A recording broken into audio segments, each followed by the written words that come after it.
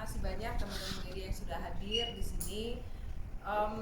Aku mungkin menjelaskan secara garis besar aja dulu ya tentang apa yang akan kita lakukan di tanggal 3, 4, dan 5 Juni nanti dan persiapannya hari ini ngapain aja. Jadi dari tadi jam 11 tepat saya kemudian juga rekan-rekan musisi yang terlibat melakukan persiapan dalam bentuk latihan. Itu melibatkan 5 penyanyi, kemudian ada 4 pemain band, 2 pemain orkestra, dan juga 3 backing vokal. Nanti di hari hanya orkestranya itu akan ditambah lagi dengan 4 orang, jadi ada 6 orang gitu, lebih full tim nanti pas di Jakarta Theater. Nah, kemudian ini menjadi sesuatu yang cukup menantang untuk kami semua yang terlibat di pagelaran ini, terutama di divisi musiknya. Kenapa? Karena format pertunjukannya nanti itu akan sedikit berbeda dengan apa yang kami pentaskan di Prambanan. Jadi nanti di yang Jakarta Theater ini bentuk pertunjukannya itu akan menjadi kombinasi antara pertunjukan live dan kita kombinasikan dengan video gitu. Video pertunjukan yang kami sudah lakukan di Prambanan. Jadi dari tadi kami itu latihan menyesuaikan antara di bagian mana live-nya harus muncul, kemudian harus stop karena itu video, live lagi, video lagi, live lagi, video lagi, kurang lebih seperti itu. Dan yang pasti juga 5 penyanyi yang terpilih di pagelaran ini tentunya dipilih juga dengan alasannya masing-masing. Salah satunya yang sudah hadir di samping saya, Mirabet Sonia. Mirabet ini adalah finalis Indonesian Idol, benar ya, panggilannya Abid. Mirabet nanti akan menyanyikan beberapa lagu juga di pagelaran ini. Kurang lebih sebenarnya kita hampir sama sih pembagian lagunya, jatahnya lah kurang lebih seperti itu ya. Yang pasti memang ini hari ini latihannya baru setengah jalan nih, kita masih akan nyelesain lagi setengah lagi gitu. Kita akan melakukan, kita nyebutnya putaran, itu artinya mulai dari depan sampai habis. Durasinya kurang lebih sekitar 1 jam. Itu terdiri dari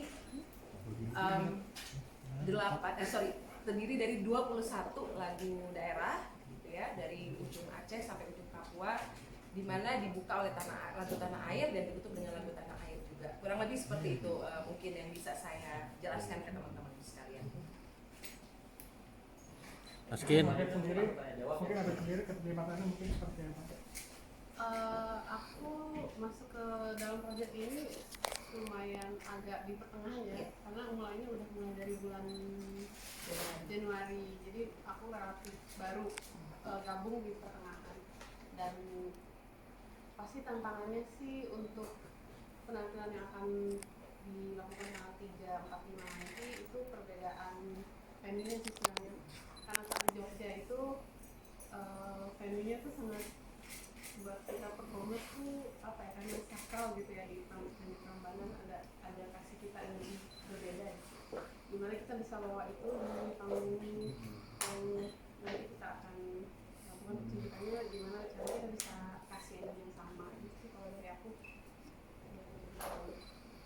Oke, kan nantinya akan kalau nggak salah pakai beberapa pakaian adat ya di sana. Gimana buat persiapan itu, kayaknya akan ribet banget gitu. Sebetulnya kalau yang akan dikenakan saya dan juga penyanyi yang 4 lagi termasuk Mirabet itu aku tidak bisa menyebut itu sebagai pakaian full adat ya, tapi memang nuansa tradisionalnya sangat kuat gitu, sangat kental gitu. Kami nanti akan menggunakan baju dari Giri Ageman, itu dari Jogja, dan walaupun dia tidak full tradisi gitu ya, tidak full adat, tapi bajunya sendiri memang cukup ribet ya, Iya, lumayan ribet gitu. Apalagi aku pribadi nanti untuk kepentingan pertunjukan tuh ada beberapa kali harus ganti baju gitu. Tapi mudah-mudahan sih lancar-lancar karena udah latihan, udah terbiasa waktu di Prambanan kemarin gitu, kurang lebih seperti itu. Yang akan mengenakan baju-baju full adat itu adalah para penari nanti, jumlahnya kurang lebih sekitar 100, hampir 120 ya, 120 penari yang akan terlibat di pertunjukan ini nanti.